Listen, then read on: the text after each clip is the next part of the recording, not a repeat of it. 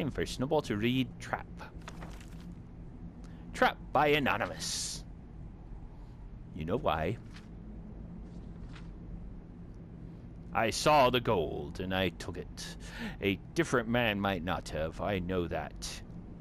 And from time to time, I think back on that hour when I saw the gold and took it.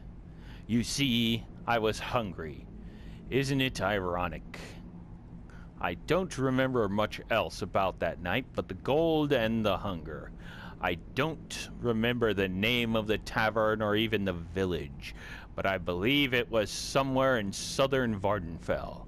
I can't really be certain. For some time I sat dumbly in my chair, my mind occupied with nothing but the pain in my stomach. If you've never been truly hungry from days of no food, you can't know what it's like. You can't concentrate on anything. It wasn't until a figure to my left got up from the table to get a drink and left a sack of gold marks behind that I snapped to awareness. From this moment on, my memory is crystalline. My eyes to the gold. My eyes to the stranger's back, walking calmly toward the barmaid. My hand to the gold in my pocket. I'm up from the table and out the door. For just a moment, I look back. The stranger has turned to look my way. He wears a hood, but I can feel his eyes meet mine. I swear I can scent a smile. Into the street and behind some barrels, I crouch down waiting for my pursuer. One benefit of a lifetime running from guards. I know how to disappear. For nearly an hour I waited there, suffering even more hunger. You see, I was awake now, and I had the means to buy myself a feast. This knowledge tortured me. When I finally got to my feet, I very nearly fainted. I had only enough energy to walk to the outer edge of the village to a rundown tavern before collapsing at a table. I think I must have fallen unconscious for a moment before I heard the barmaid's voice. "Can I get you something to eat, Sarah?" I gorged myself on roasts and pies and huge frothing mugs of grief. As the fog of near-fatal starvation began to lift, I looked up from my plate to see a gold-masked stranger looking at me, his vizard glowing by the binding light of the moon through the window. He wore black leather armor and was a different physique and size from the man I had burgled, but I could tell he knew, and I paid for my meal quickly and left. I skirted the edge of the village through a tilted central courtyard surrounded by the squalid peasant cottages. There was not a light shining from any window or door. No one was on the streets. I could find no place to hide, so I took the road out of town, heading for the wilderness. Hunger had pushed me on in the days before, but now I felt what I imagined to be the whip of guilt, or perhaps even then it was fear. I fell twice rushing down the dark path, unused to the slopes and pebbled texture. The sounds of animal life, which I had numbed to, were suddenly very loud in my ears, and there was something else out there in the night, something chasing me. On the side of the road there was a low wall, and I scrambled over it and hid. I knew enough about concealment to pick a spot where the bulwark skunk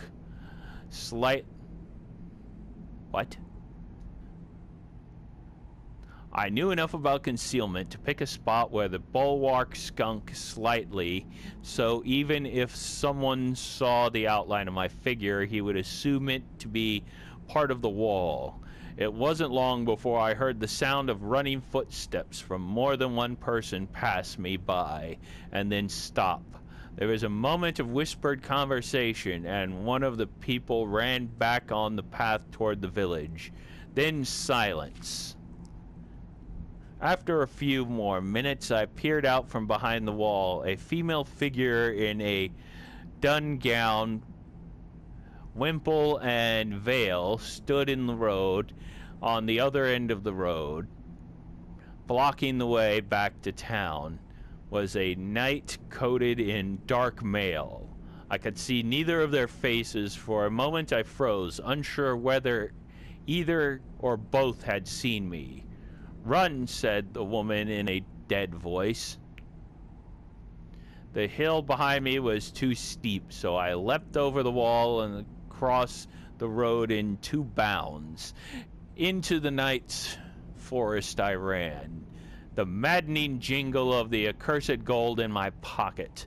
I knew I was making so much noise my pursuers could not help but hear me.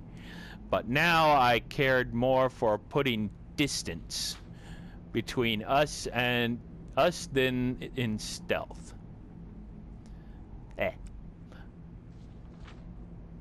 But now I cared more for putting distance between us than in stealth. Clouds of ash filtered through the moonlight, but I still knew it was too bright to hide. I ran and ran until I felt all of my blood pumping in my head and heart, begging me to stop. I was at the edge of the wood, on the other side of a shallow stream from a vast crumbling house encircled by a rail fence, behind me running footfall in the broken, dusty earth. To the south, downstream, a distinct sodden splashing of someone moving nearer. There was no choice. I half jumped and half fell into the mud and dragged myself up the bank on the other side. I rolled under the fence and ran through the open field towards the house, jerking my head around. I saw 7 shadowy figures by the fence post. The cloaked man I had robbed, the man in the gold mask, the veiled woman, the dark knight. 3 others, too, who had pursued me, but I had never seen, and I thought I was the stealthy one. The moon was entirely hidden in a swarm of ash. Only the stars offered their meager illumination as I reached the open door of the ruin. I slammed and bolted the door behind me, but I knew there could be no protection for very long. As I looked about the ravaged interior of broken furniture, I searched for someone to hide. Okay. A corner, a niche, where if I stayed very still, no one would see me. A splintered table lying against the wall looked perfect for my purposes. I crawled under it and jumped when something moved, and I heard a frightened old man's voice. "Who's there?" "It's all right," I whispered. "I'm not one of them." His puckered, gnarled hand reached out from the shadow and gripped my arm. Instantly, I felt sleep fall upon me. Resisted as I might, the old man's horrible face, the face of the hungry dead, emerged as the moon came out and shone through the broken window. His talons still gripping me, I fell back, smelling his death surround me. The table was thrown back. There stood the 7 hunters and a dozen more. No hunters, they weren't. They were harriers who had chased me out of every hiding place, expertly pushing me to the lair of the real predator. He was weak with age. The old man was not as good at chase as once was. A blunt killing machine. "Please," I said. It was all I could muster. Having enjoyed the sport I offered, he granted me mercy of sorts. I was not blood dry. I was not cursed by being made one of them.